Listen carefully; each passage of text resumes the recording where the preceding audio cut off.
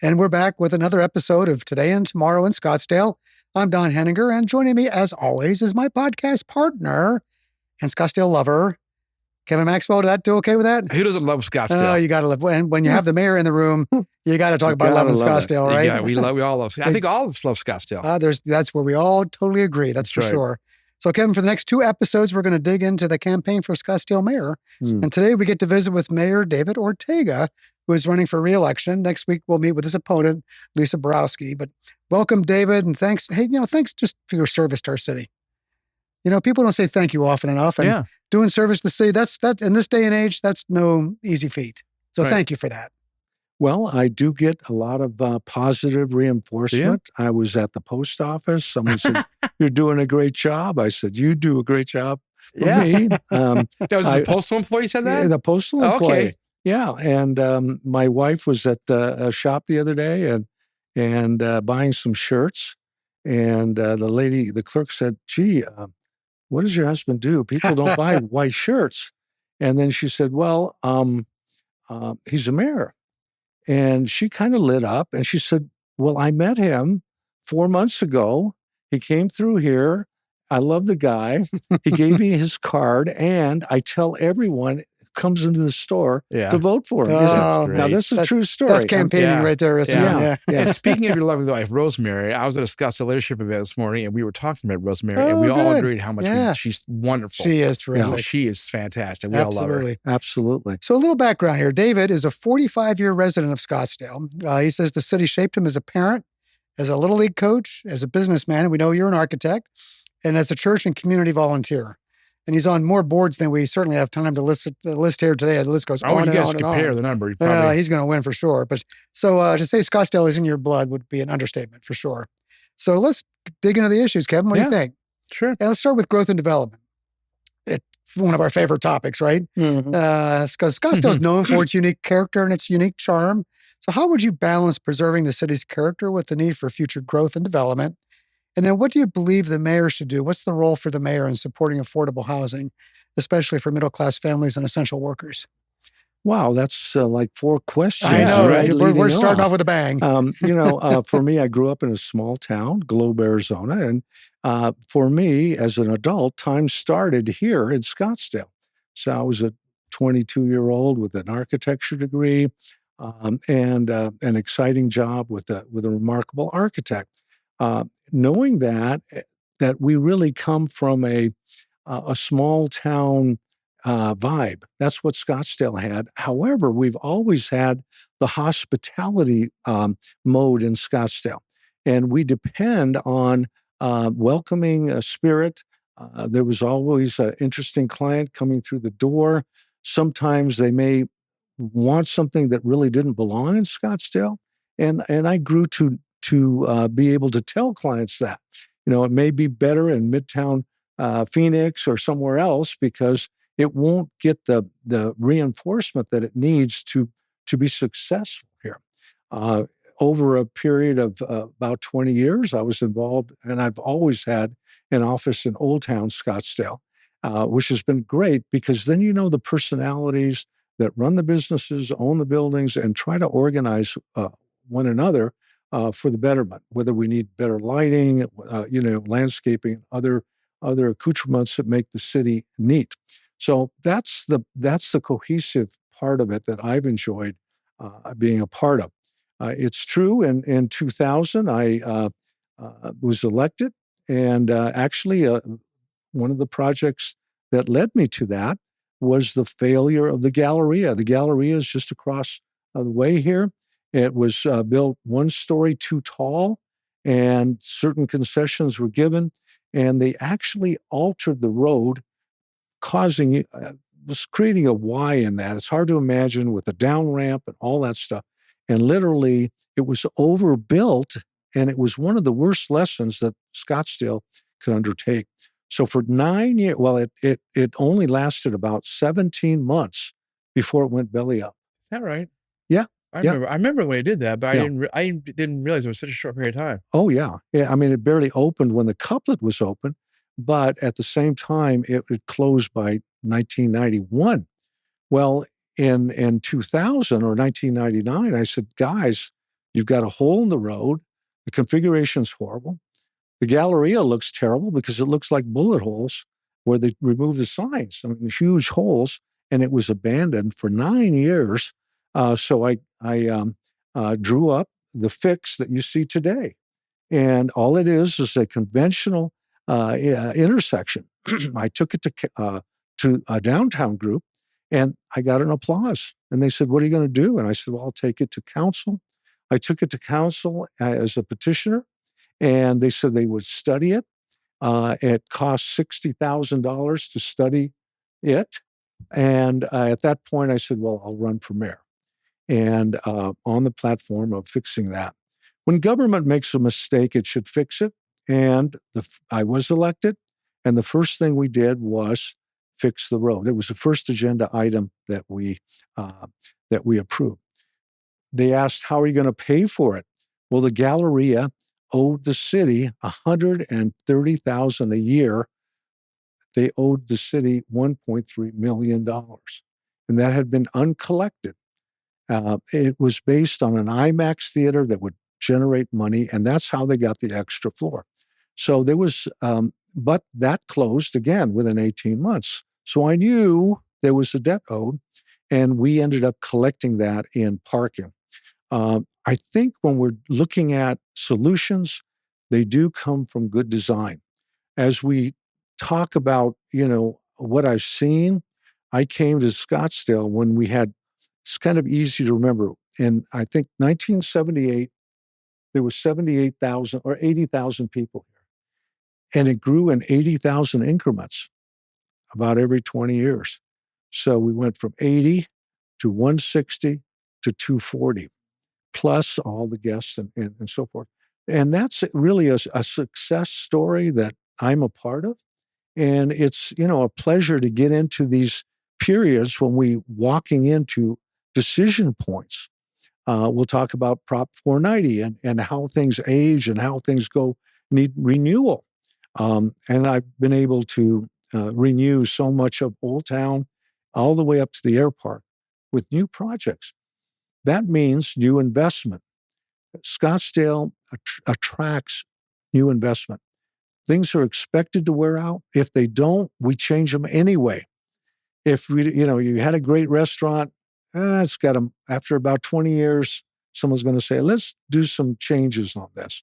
Or you have a generation that walks away from it, and then a new opportunity comes in. We're not abandoning parts of town. We're building on them. And I'm a part of that. That's what's built into me. There's opportunity in Scottsdale. That's what it's telling you.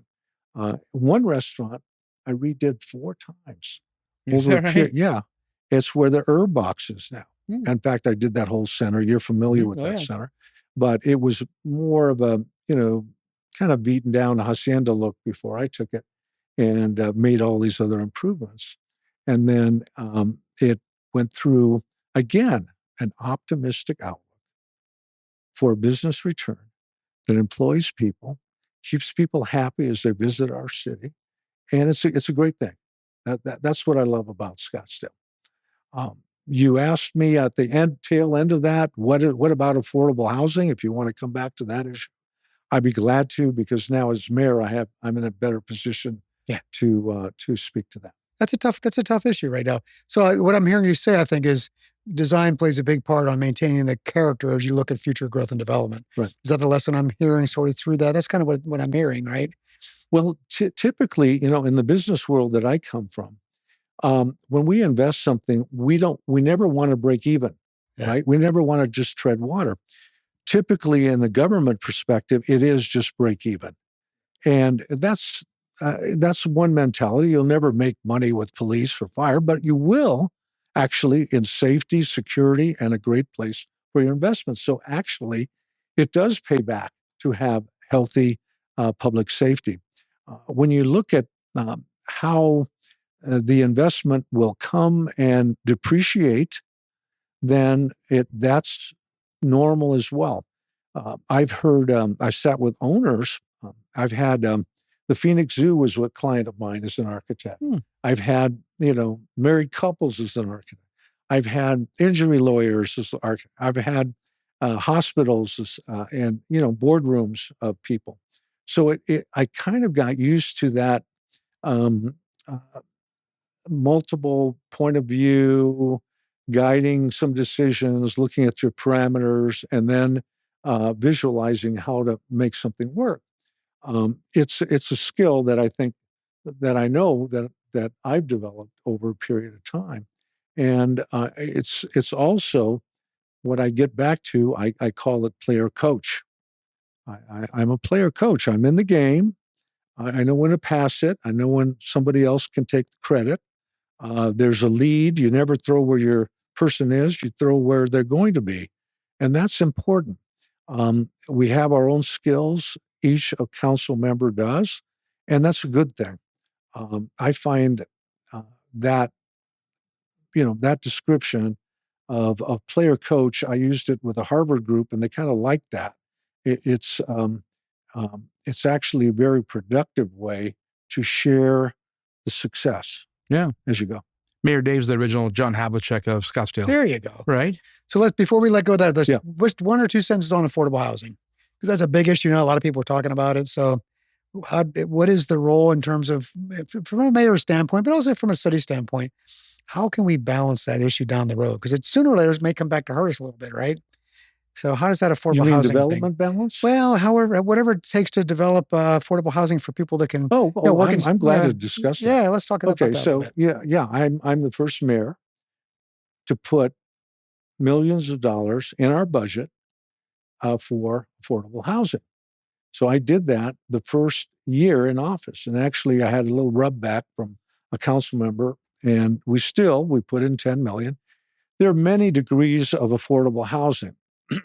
Some of the news is temporary lodging. Why? Because we were in the middle of COVID. About 480 people were thrown on the street. There was all this uncertainty.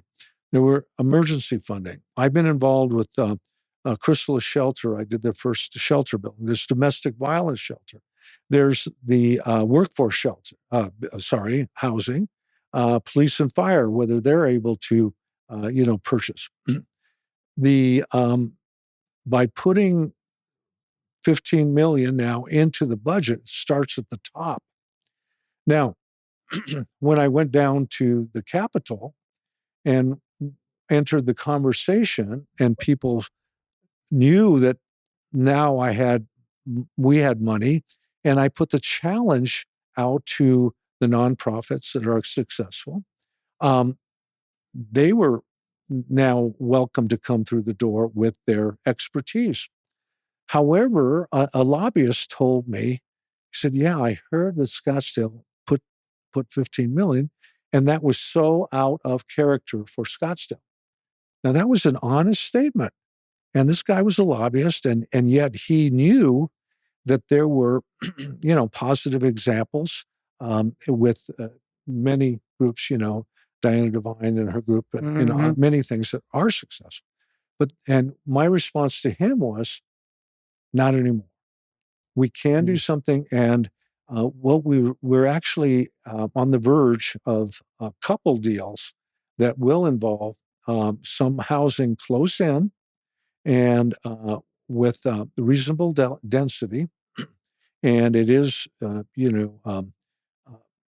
a possible church property, and with a very good possibility because of still having a great chapel presence and so forth, and childcare and lots of other things. So there are opportunities to come. The legislature did try to close everything off because the apartment lobby was so strong. They wanted everyone to be funneled to them. Right. That's my view. Okay. And they came out against the general plan, affordable housing components, culture, so many things. And you can't just pack things and people into endless apartments without, negative consequences. I think that's part of the discussion that we've had. I've put it on the table, and I've challenged. We had a conference. There were almost 400 affordable housing specialists from the whole region. Now, I'm the mayor. I get to say hello, welcome, and you talk about our four attributes. But also I said, I want you to know we've got 14 million. I want to invite you. And I was getting responses from them over a period of time. So that's how I approach it.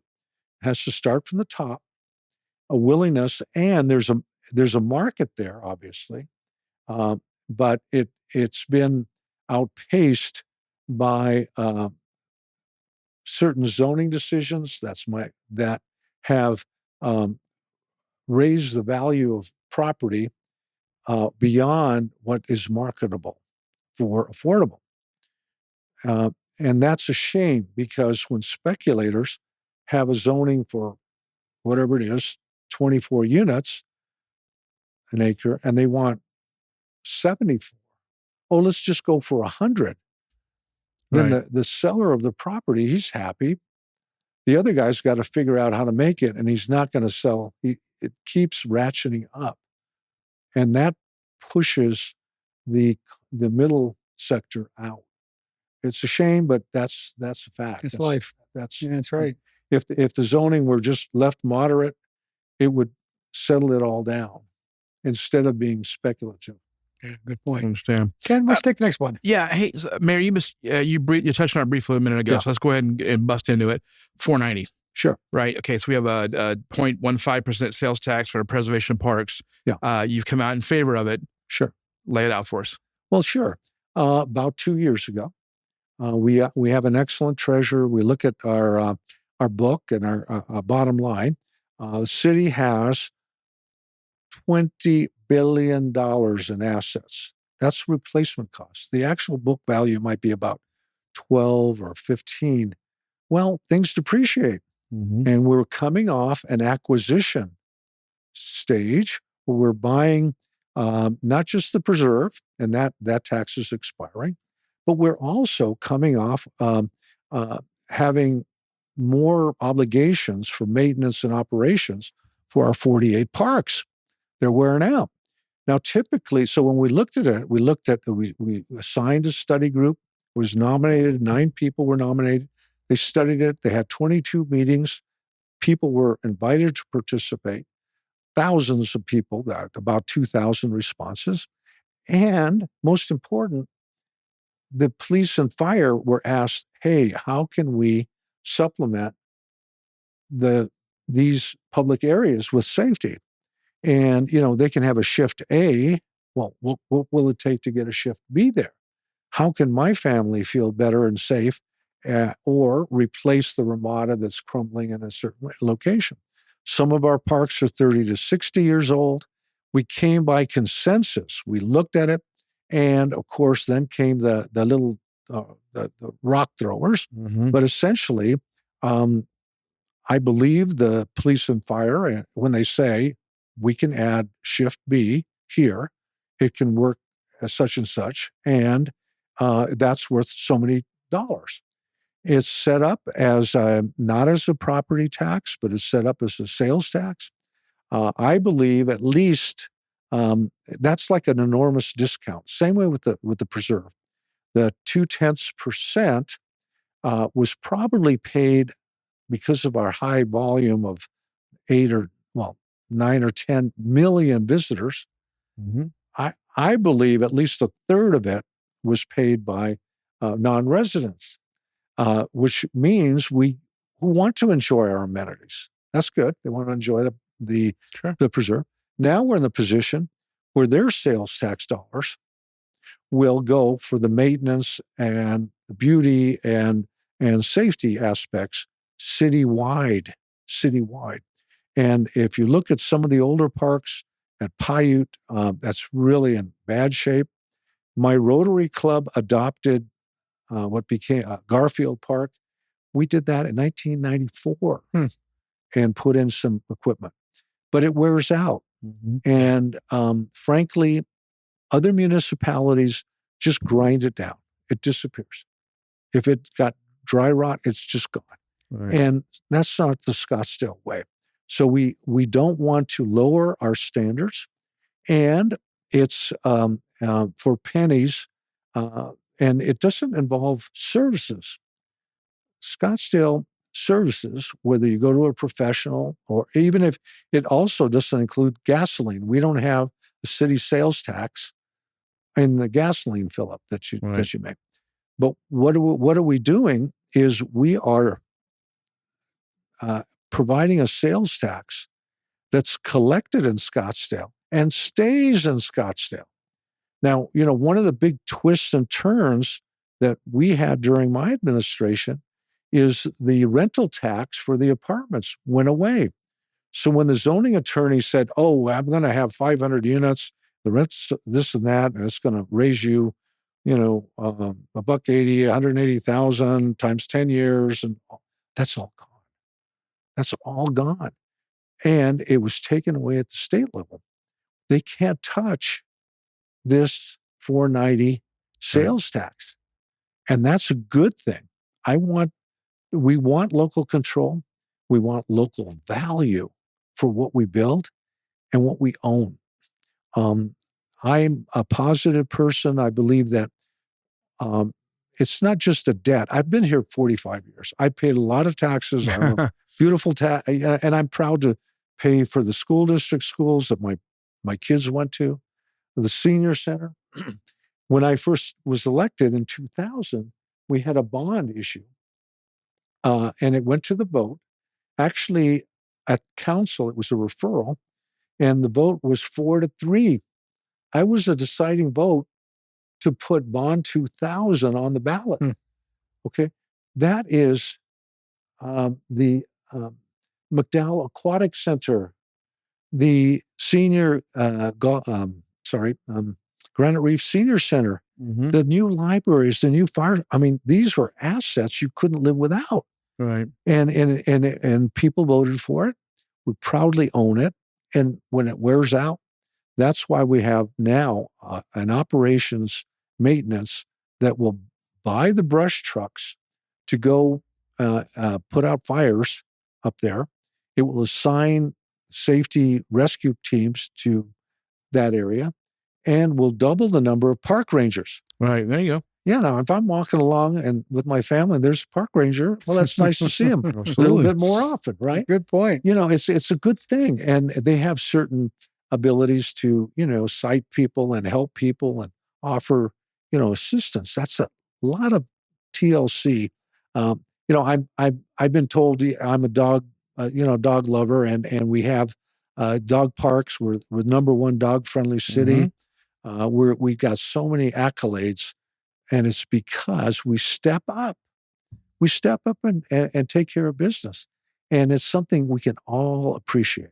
Absolutely. So let's do one last question on the economy. And you've had some nice wins this last couple of weeks with ASM coming with a whole bunch of jobs down the road, and Banner's doing some things out there as well. But so let's focus in a little bit on the economy in relation to small business. It's the lifeblood of our community, as you know. Sure. And you're a small businessman too, and have been. So how are we going to make sure that we have an atmosphere where small businesses can survive and thrive and continue to do well? Well, I'll give you a wide perspective. Yes, during COVID, we had a lot of life rafts offered to small businesses, but I have a view because I've dealt with so many. I've done probably at least 70 restaurants. I've done a lot of different types of retail and all sorts of things. And I'm always dealing with the small guy. And at the same time, some of them we've spun off with 5 or 6 properties, and their portfolio gets bigger than just what they do as a retailer. And that's a good thing. It broadens it. But in Scottsdale, we always have peak season, and you have to be a good businessman to save. We have the internet sales.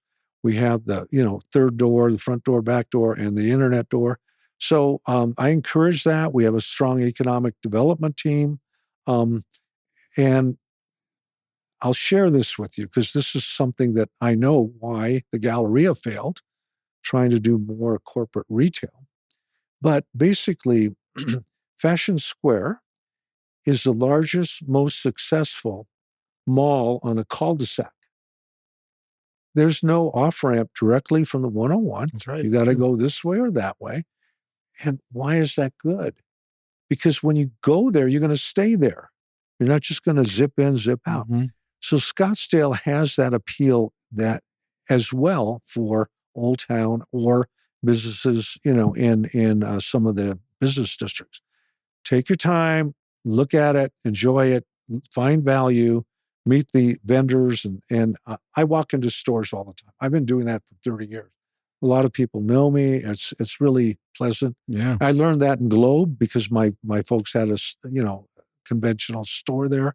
And it makes life so much more worthwhile. Makes the town really appealing, doesn't it? Absolutely, sure does. Yeah. You got the next question, Kevin? Yeah, absolutely. Let's talk about community engagement and inclusion. How would you increase transparency and encourage greater community participation in the city decision-making process, do you think? Well, I've seen both sides. I understand the development end of it. I believe that the outreach is obligatory for the applicant to be successful. They got to know that it's a good fit. Yeah. Neighborhoods are very important. HOAs are important, but the main problem that we have now is that the short-term rentals, the outside, really, they're confiscating our ability to design things and the way we get multiple positive results. So I believe that's a greater threat. We have increased under my term the distance of notification, going from 750 feet to maybe 1,250 feet. That means you get at least a heads up on what's going on. Right. The problem so I believe we have enough of a outreach requirement, but at the same time, what's being done onto us by the Arizona legislature is really horrible. If you said we want to design a hotel and stick it in a neighborhood, you would go through hell. Right. But of course, the short-term rentals, they were some planned with 8 bedrooms as a house. Well, that was a falsehood, and we were catching it at planning level. So all of that has disrupted us, and I think, even when I talk about, what I get as mayor, I mean, a lot of people said, do something about the apartments. No. It's like, guys, 23,000 of them were approved before I took office. Right. The ones in the cranes, I think we approved maybe 300 the first year when I was in. But I mean, all of these, there's room for growth. Typically, it's separated like at the 101.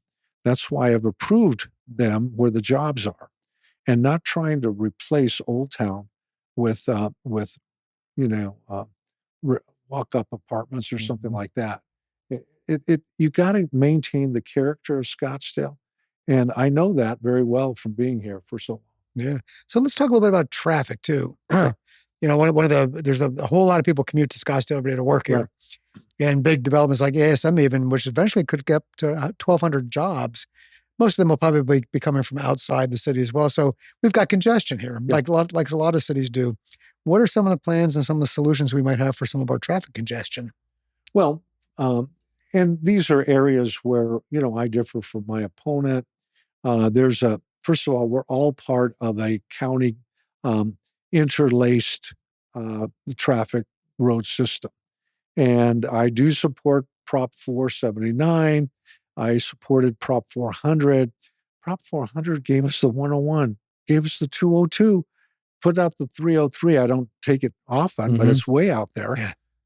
We could not survive without having a network that intercommunicates. I support. Let me summarize it this way.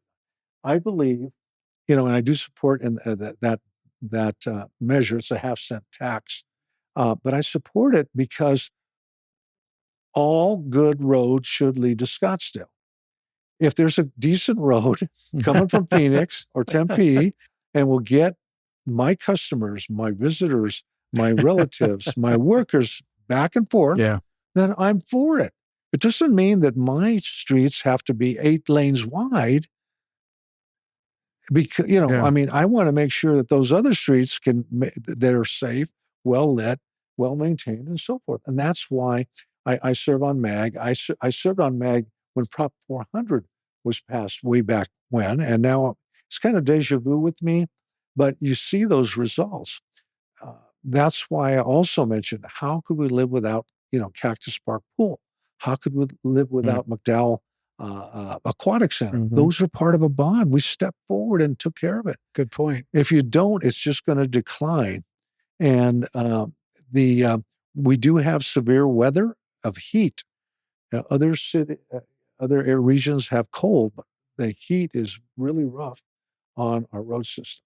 What are the solutions? We're not going to have light rail. Let me tell you why. And I coined something, by the way, when the Waymo people and the cruise people, they all come to my door. Because I'm there. And but what we have is the linear light rail from point A to point B, wait there, on time schedule. That's linear. What we have now is an on-demand mass transit on your phone. That's what you want. I've talked to people in some of the innovators. They're looking at an 8-passenger car, has 4 trunks, totally robotic. I've got a dentist 3 miles away. I'm going to see them twice a month. I'm going to go to grocery. It'll take your neighbors in there, and you don't need an empty bus running a line and trying to figure out how to get the groceries from that bus to your house, because it's now going to be on demand. I believe we dodged that bullet, okay?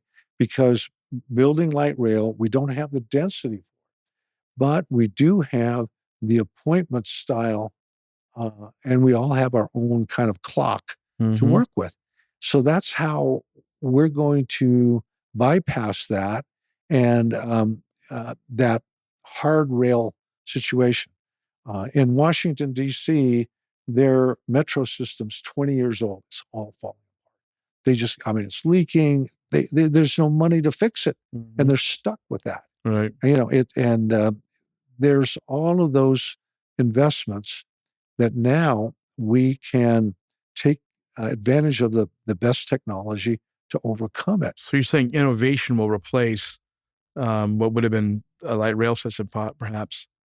It's perfect for us. Yeah. If grandma needs to go get cataract surgery, why should she have to drive her car? Yeah. See, the obstacle, it's cataracts, car insurance,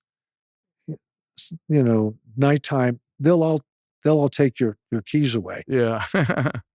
But how can you get there efficiently? Of course, those professionals will pay for the taxi ride, basically. Or the Waymos of the world, like all the Waymos we've had lately. We had Waymo on a podcast. They're doing remarkable things here, for sure. Right. Yes, and you helped bring them to Scottsdale. Remember? You're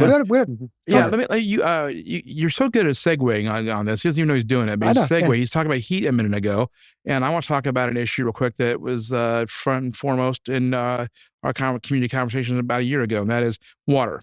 Yeah. Okay. Water and environment. Sure. Given the ongoing drought in Arizona, what specific policies would you implement to address water conservation and management in Scottsdale? I know that there's something. Well, you're asking the water mayor, honestly. When I took office, not only did we have the pandemic, but we had this big mega drought hitting us square in the center, and it was hitting 7 states, Mexico. The decline was so serious, the feds were the one that declared the drought. You've got to realize that Salt River Project only feeds south of McCormick Ranch. South of McCormick Ranch. It was a CAP that was passed in 1965, and water got water to us in 87. That allowed growth of Scottsdale. So water is always key for our own state and the city. We have a very good water portfolio. And of course, when I found out that we were losing 65 million gallons a year to the outside county area, not only did I take immediate action, but, it had been going on for 15 years. we have an accountability. This building where you live, a restaurant, has a water allocation that the city's responsible for and an inventory that was responsible. Even after it's wasted, we account for it. But when you export water, you lose control of that. Not only was it, I would say fraudulent sales out there. These were counterfeit homes. They had no fire hydrants, water, roads, nothing, and they were sold as Scottsdale homes because they were right across the street from us. So I put an end to that. I'm a specialist in that. We're going to see, and I make no bones about it. Again, my opponent said I embarrassed us for calling it out. It's like, no, it's reality, and we're not embarrassed by our strength. We want to be good stewards of what we got. So that's another reason when you say, "Do people thank you?" I get a lot of thank yous. Instead of trucking, the water out of Scottsdale, it was like Africa or something. We don't need that. We have. It was also endangering our own water pressure. So the sprinklers that we have and our insurance rates, homeowners rates, are all based on our water protection.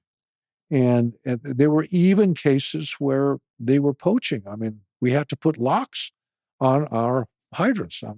It's just a fact. So upon taking the mayorship, I shut that down. Council, by the way, when I say I, they unanimously agreed with me on that.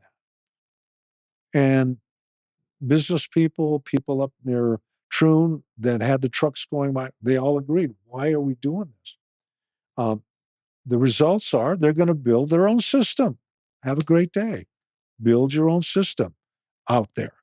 It's not, own it and don't just depend on crossing your fingers and somebody's going to lead it off. We're not, water is going to continue to be a crisis. There's two big announcements. I want you to call me back. And Okay. I'll let you hear you're back about for breaking news, right? We got some breaking news coming on. I'm not kidding. I'm talking about two national level solutions for our region and advancements in water. Yeah, that's fantastic. Great. Okay. So this has been a great conversation. Is there any, before we ask you for your final comments, Sure. Has there been any topic that we've not addressed that you feel you want to talk about? Give you a wild card here. So you get to pick the topic. Well, I love serving the people of Scottsdale. I'm a full-time mayor. I'm there every day. I love the kind of professionalism that Scottsdale has cultivated. We have a Scottsdale culture. We have a can-do attitude. I know the business world. I know the nonprofit world. I love raising my family here.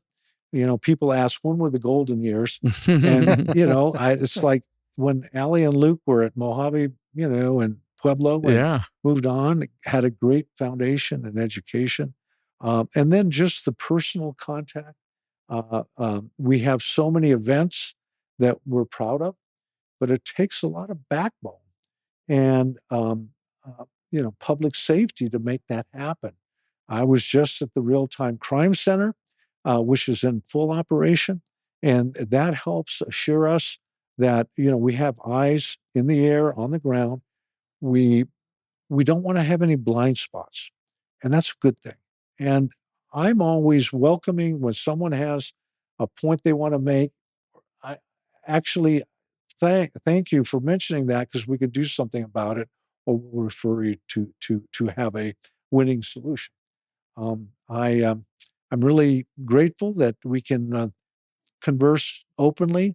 Mm-hmm. I'm always available for group discussions, and I love going to schools.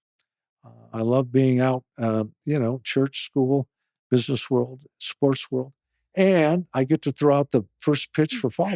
That's right. So that might be the best privilege of all. And right? you got the new uniform. I mean, with your name on the back. Perfect, man. Yeah, you got it. Yeah. It's a great city. We Giants love it. jersey. And it's going to continue to surprise us with getting even better. Right. Yeah. Mayor Ortega, it's been wonderful catching up with you today. We appreciate your service.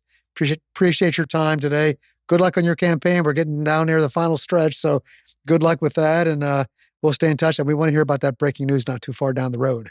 Yeah. We'll be back in touch for that. Sure. We get breaking news on the Scottsdale podcast. That'd be pretty cool, wouldn't it? Yeah. You go that and the ASM announcement back to back. It's a good time to be in Scottsdale. That's exactly right. Hey, thanks, Mayor Ortega, and thanks to you for listening today. Tune in for our next episode. Next week, we'll be talking to Mayor Ortega's opponent, Lisa Borowsky, for fairness. And it's all going to be happening right here on Today and Tomorrow in Scottsdale.